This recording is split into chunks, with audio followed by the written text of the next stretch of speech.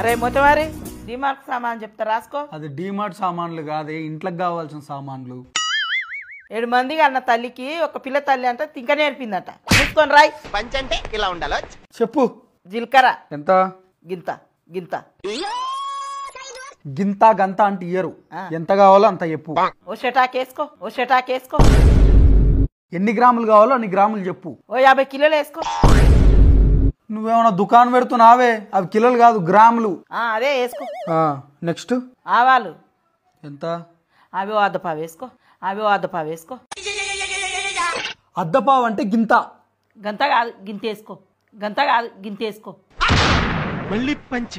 గింతనేలే, ఎన్ని గ్రాములో చెప్పు. 100 గ్రాములు వేసుకో. అట్లా చెప్పు. తర్వాత టాయిలెట్ టాయిలెట్ పోయిరాపు. టాయిలెట్ కాదురా, దోమలు వస్తే చచ్చిపోతాయి చూడు గది. అది టాయిలెట్ కాదు, ఆల్ అవుట్. ఇంకా ఒక లిప్టిక్ దే. నువ్వెప్పటి నుంచి లిప్స్టిక్ పెట్టుకుంటున్నావే? వాషింగ్ మిషన్ లేచి లిప్టిక్.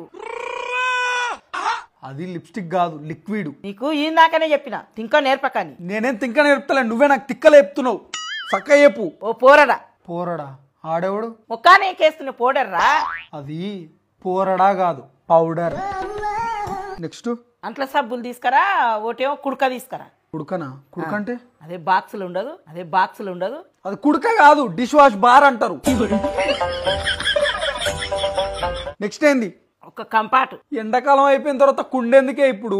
కుండ కాదురా, బట్టలకేస్తే కమ్మటి వాసన వస్తుంది చూడు గది గది.